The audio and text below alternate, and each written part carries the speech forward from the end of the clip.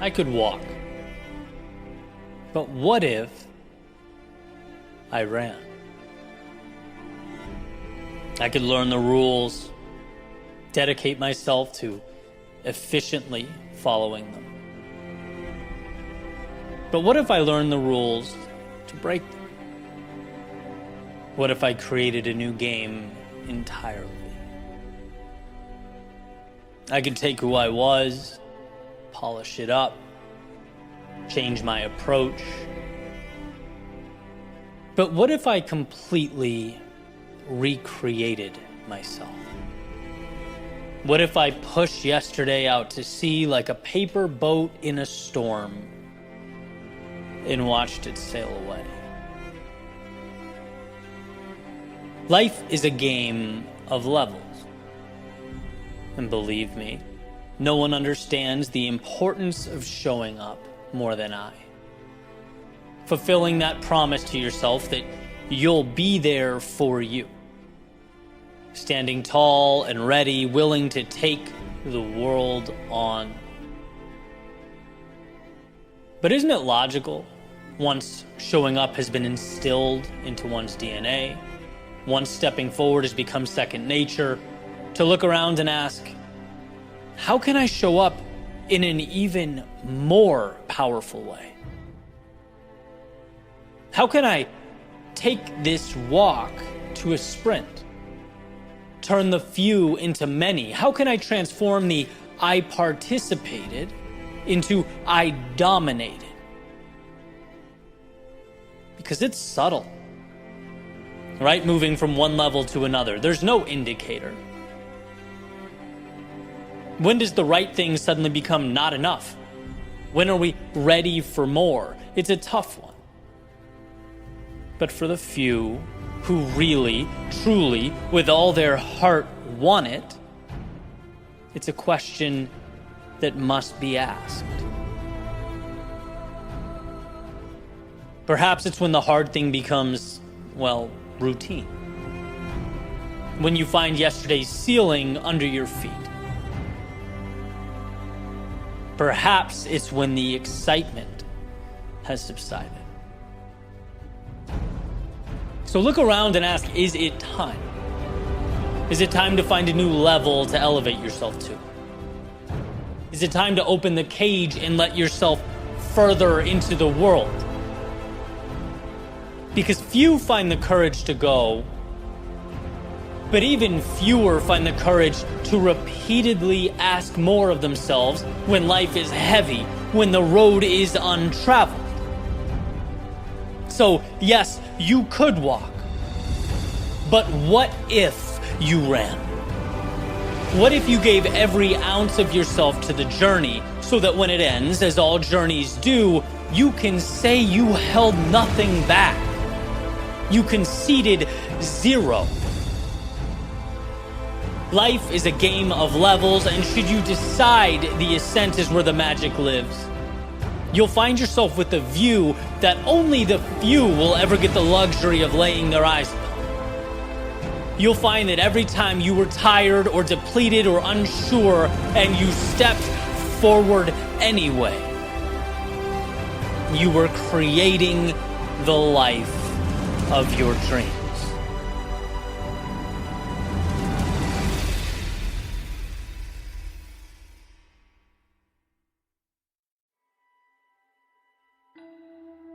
You can salvage the day. You can salvage the week, the month, the year, the years. All is not lost. It's never lost. The trap is looking back and using what happened to define what will happen. Using what's behind you to map what's in front of you. What brought this to mind? Well, personal note, this has happened before. Today was not a good one. At least not until now. Not from a productivity standpoint. I just got back from Europe, a little jet lagged. I've never had more to do, but simultaneously done so little with my time, which is frustrating. but I'm going to the gym in an hour, and that leaves me 60 minutes to salvage what could easily have been looked back upon as a lost day. See, something that I think is beautiful about life is that you can get countless things wrong. You're afforded substantial room for error. And it's often, you only need to get one thing right. Like take dating, right? Countless wrong relationships. You only need one to work out, right? Entrepreneurship, ton of mistakes, lots of swings and misses. That's built into the process, but the one win can change everything. Or these stories, these ideas I share on social media, right? A lot of them totally miss. They resonate with me and, sometimes me alone.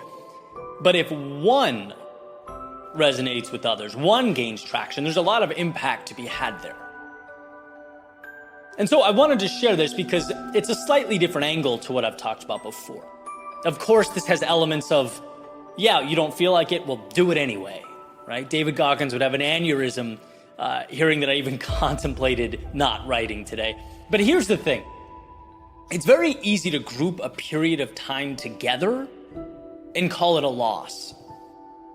It didn't happen today, it might tomorrow, right? It's easy to look back on what you were and use it to build walls around yourself, to say it's what you are now, when in reality, there is still value to be squeezed out. Just because what existed before now was antithetical to everything you wanted it to be, well, that doesn't mean there's no win buried in there. It doesn't mean between 4:45 and 5:45 here today, I can't share something that's important to me that might help other people identify and dive into something that's important to them, right? All is not lost if time remains. It's a message that, sure, it might be psychologically easier to walk away from the day because the first half wasn't good, but that's not the move. There contains somewhere in there the seed that will grow, or at least begin the process of growing what you need. Jim Quick, he recently said, some days all you have is 40%. And on those days, giving 40% is 100%. Maybe seeing that subconsciously saved my day today. I don't know, but it's very easy to check out when the past was not what you wanted it to be. Instead of thinking, but one right move right now changes everything, changes the momentum, alters the personal identity. You're always one move, one decision away from reigniting momentum. A quote-unquote bad day can be completely mitigated with one incredible decision or action. So let's pull this up a level. Where does it bring us? It brings us to those moments we're sitting in bed, wishing things were a little different. Went a little differently, or looking in the mirror disappointed in the day, and instead of letting it define the story in totality, remembering that there's something there, maybe just one thing, one action, one decision, one move you can take to salvage what remains. There's some value you can find that will reposition your outlook on what has occurred. There is no loss here, only the win that hasn't happened yet.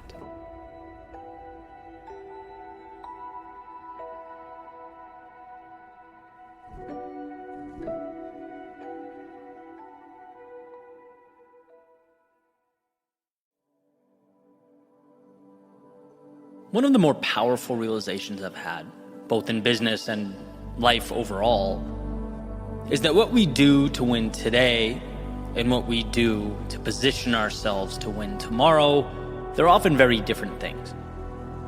And we've probably all experienced this in some capacity.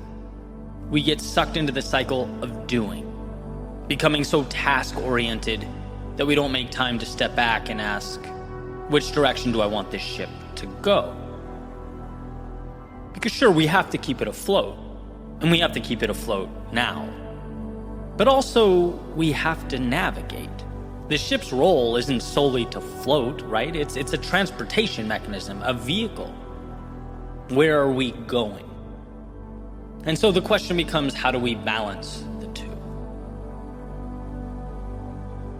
I came across an awesome book by Lee Benson called Your Most Important Number. And I'm about halfway through, but already finding a ton of value that I'll be sharing in the future, primarily around positioning your business for success. And one of the first things the book discusses is the difference between what Lee calls eating and dreaming. Eating being the things we need to do now to take care of matters that are essential for today, the things that need to get done. So using the same metaphor, actions to keep that boat afloat. And then there's the dreaming, which is essentially doing things now that help position the organization for success in the future, down the road. It's asking, what can I do today that will ensure we are winning tomorrow? So boat metaphor, it's planning for storms that may arise later in the journey. It's analyzing the best destinations and charting the course. And here's what really struck me. Lee suggests, based on his consulting, that ideally leaders should be, I believe the number was 80% dreaming and 20% eating. So yeah, doing what has to be done today, obviously, but largely focused on positioning the organization and themselves for success in the days to come. And what he's found is that very often out in the world, that ratio is flipped. People are so consumed by the day-to-day that the future takes a back seat to the nuance and the quote-unquote putting out fires of the present moment. We're spending 80% of our time eating. Now, like most things, this is not one size fits all. Say frontline manager at a factory is not going to be 80% dreaming and 20% eating. Their task requirements are different. But the point remains, it's imperative that we, in some capacity, utilize our resources now to look ahead. I don't know if I've ever told this story, but I always joke around with my brother about it. When we were kids in Southern California, we'd have these basically battles on the beach, right? Where we'd go down to the hard sand right in front of the water, and we'd each build these little wall/fort type things, maybe 20 feet apart from each other. This is like emulating World War I type stuff. And then we'd make cannonballs out of sand and just throw the sand at each other, right? So in a way, this is a perfect metaphor because we would always be juggling, on one hand, building the fort that would protect us from the other person, so dreaming. And then on the other hand, I mean, those things hurt, right? We'd have to, in real time, be dodging incoming sand simultaneously to building that wall, right? So, the eating. And he's a bit younger than me, so admittedly, this wasn't really fair. But regardless, he would get so consumed with throwing sand that his wall would be really cheaply made. At the beginning, I'd be trying to make this really solid base foundation, and he would just be pelting me with this stuff, and it was brutal. But as time went on, I'd build that wall higher and higher. Eventually, it would be lights out for him. He'd have nothing to hide behind. The young buck was doing, let's say, way less than 80% dreaming. And so I'm no longer building castles in the sand. But as Thoreau said, now I'm looking to build them in the air, seeking to bring things into life that are merely ideas and concepts in my head. And naturally, this prompted me to ask, well, what's my ratio now? Because it sure feels like I'm doing a lot of eating. It sure feels like I spend a lot of time every day, dodging Mikey P's incoming sand cannonballs, right? Things are going to be different tomorrow than they are today. And to truly win, we need to be asking ourselves, how do we build that bridge from the present to the future? How do we lay out stepping stones that will allow an evolution in what we're doing? And I'm thinking, if my day's 95% consumed with eating type tasks, then I need to figure things out here, right? Is it automate? Is it eliminate? Is it delegate? It's something, because the ship needs to be more effectively captained. And I love these epiphanies. just a change in mindset that can completely redirect one's entire trajectory. And it's funny, I was having a conversation earlier today with a friend about scaling and impact and growth. Another person I love to throw ideas back and forth to, and he asked me, well, Eddie, what are some of the ways your world within could make money? And I was like, oh, it's easy, right? And so I laid it all out in great detail, the ins and outs, and he says, that's awesome, but that's not the question I asked you. You answered a different question. You answered, how is the business making money now? I asked, how can it make money in the future? Boom, another epiphany. One of those instances where you catch yourself thinking small. And this isn't a knock on the work I'm doing now or the systems in place now. They're great now, but again, now isn't forever. If you have plans to add more value and create more impact, build more things, that has to be baked into your time and resource allocation. We all have to eat because we don't want to starve, but we also have to dream. Because if we're unable to look ahead, we simply will not be equipped to handle the turbulence of tomorrow, right? There's a duality to this game. And I think the ratio with which we're juggling the two deserves consistent attention and examination. Now, yeah, life is seasonal. There are times where keeping that ship afloat takes everything we have.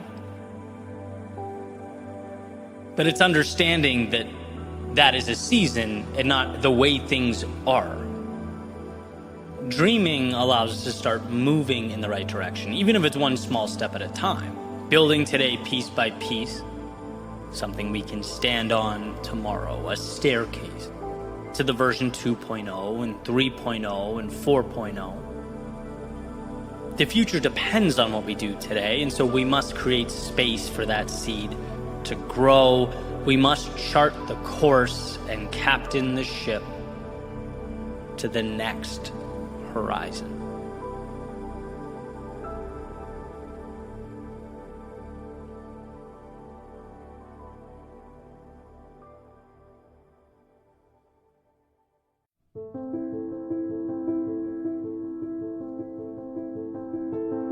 Understanding what you want sometimes requires learning in 1,000 different ways what you don't. Uncovering who you are means first experiencing who you are not. Finding the right person or people in your life calls for initially letting the wrong ones in. Life seems to demonstrate that there's a price to pay in order to get where we need to be. Patience, exploration, they're expensive. They exhaust energy, time, resources, but they are the only way. As though one needs to dig a hole in their heart before fully understanding how to best fill it in. It's stepping back to leap forward. I've always believed the no's teach us more than the yeses, the chaos more than the calm.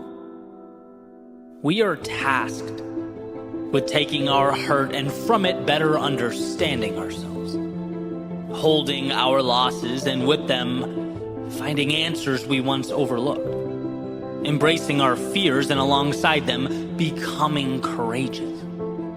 That's why maintaining perspective is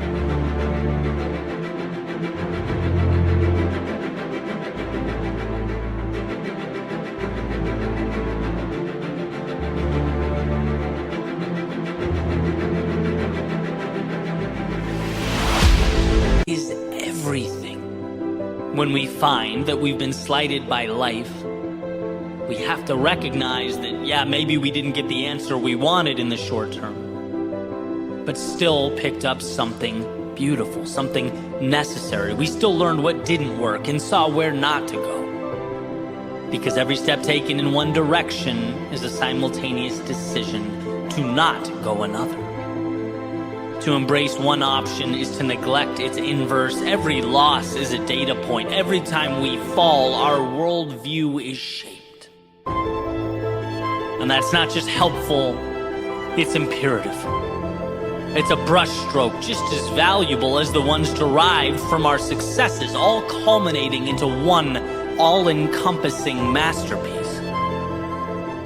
And I look back at the mistakes I made, the time spent learning where I shouldn't be, the days with people who didn't lift me up, and I'm incredibly thankful for them. They brought me clarity. Like marble being slowly chiseled away, piece by piece, they have left an understanding, a self-identity that takes shape one day at a time. So as we make our way through life, let's not fail to see the value in these short-term misfortunes. For in many ways, we are fortunate to have them. Perhaps the value lags. Maybe you don't see why the mistakes saved your life while you were making them. But they are contributing to the building up of a greater you. They are mitigating the noise and lighting up the path. So hold your head up high. And not just for the sake of doing so, but because you had the courage to step out into a world that you knew would at times bring you to your knees. Hold your head up high because every time you stood back up, you made a statement. You declared that you wouldn't let discomfort and obstacles deter you, but rather shape you. You were willing to learn where not to go in exchange for the privilege of taking your road. Through the haze, across the war-torn ground beyond the hills, and toward a distant horizon, your horizon.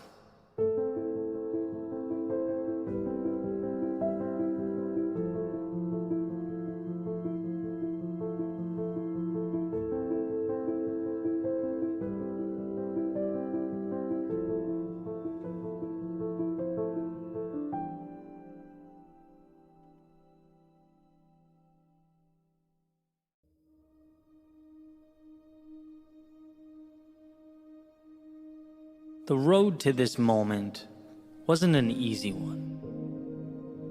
There were times where you thought you knew, but simply didn't. There were plans made that drastically differed from the ones fate had prepared. There were days that made you question yourself, your beliefs, that made you ask, what is my purpose?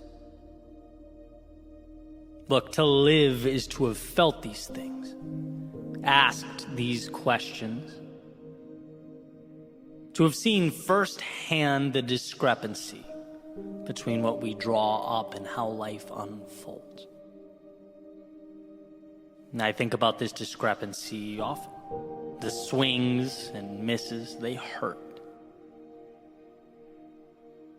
You know, that quick shiver you feel down your spine when thinking about the wrong turns made.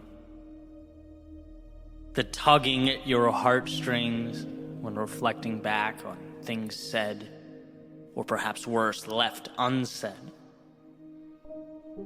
It's easy to get lost in that feedback loop, letting the past dictate the present, letting yesterday define today. But here's what I've come to see as the truth.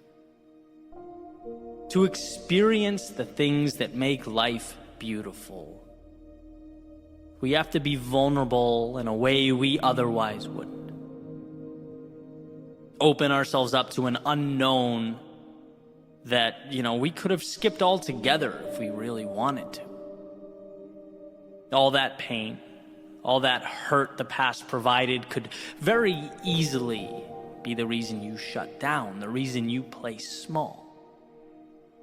That hell you walk through could be your justification for never stepping out into the chaos of life again. That would, at first glance, appear to make sense. Seem ideal, even. But that pain could also be the reason you look around you and say, after all that, after experiencing everything life threw at me, I'm still here. And as I stand here now, I'm looking out at an array of possibility that is infinite. I'm equipped with an understanding and a worldview that was once foreign to me. I'm armed with a perspective that has changed my life for the better. By stepping out into the often dangerous, brutal, unforgiving world, I have elevated myself. And that has made all the difference. And while it may feel intuitive to run from a reiteration of yesterday's pain, it's wisdom that urges us to instead use that pain as a multiplier. The key to something more, something miraculous. Not to cower because we once endured it, but to stand tall because we overcame it. And that's what we often miss. We can think back to the adversity, sure, but we're often unable to see how that adversity shaped us. Our own strength, it's never going to scream out at us. It's never going to let us know it's there. We have to take the time to acknowledge its presence. We have to peer over our shoulders to see how far we've traveled. We'll always have obstacles before us. But if we don't stop and assess, we won't see that the obstacles have gotten bigger. Not because life's gotten harder, but because our own evolution has permitted us to step into bigger arenas. It has equipped us to take on larger adversaries. A simple willingness to be vulnerable has become the flame that lit up your soul. So the question is, will you step out? Will you see that vulnerability not as a crack in the foundation or a chink in the armor, but as strength? To love, it requires accepting a susceptibility to being hurt. To play the game requires an acceptance that you just might come up short. To bet on yourself means understanding that you might fall right on your face. To want more than you have now means acknowledging that you might be humbled along the way. This is what it means to live. Giving a piece of yourself in order to acquire that which means the most. The torturous, often counterintuitive willingness to step out into the darkness of night when your heart races and your mind moves 1,000,000 miles a minute. That's vulnerable. That is power. And it's an investment in a tomorrow that otherwise would not have been available to you. You are not your past.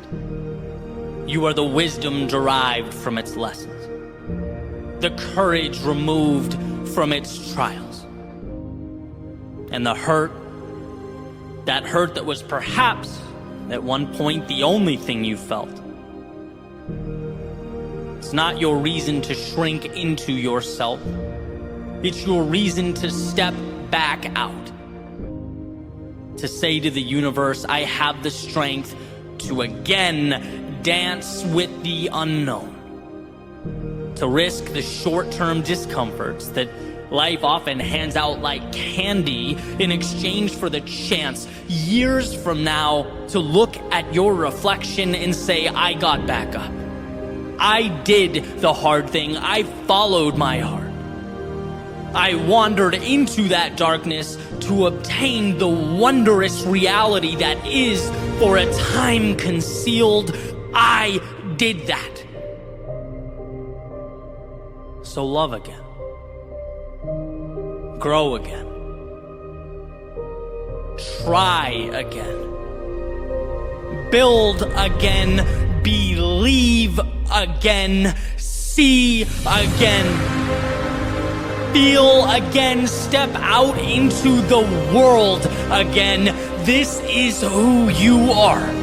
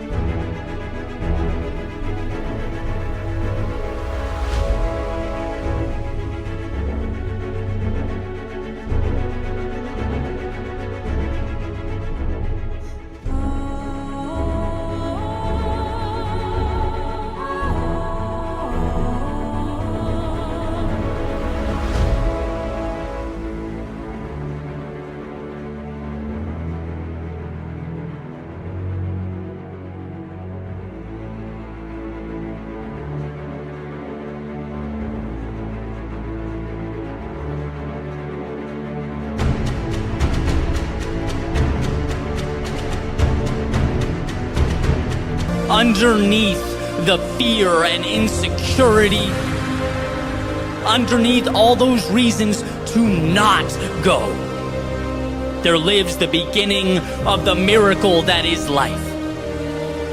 And it won't be easy. The timing will never feel perfect, but the question will always exist. It will always exist within an arm's reach of where you stand. Can you be that vulnerable? Can you be that courageous? And not just when things are going well, but amidst the turmoil, the chaos, the self-doubt, when your memory only wants to play highlight reels of where things went wrong, where you swung and missed. Will you choose to see those moments not as the chains that confine you, but as the strength that elevates you? Will you be vulnerable enough to give away some of you in order to expand and transform all of you?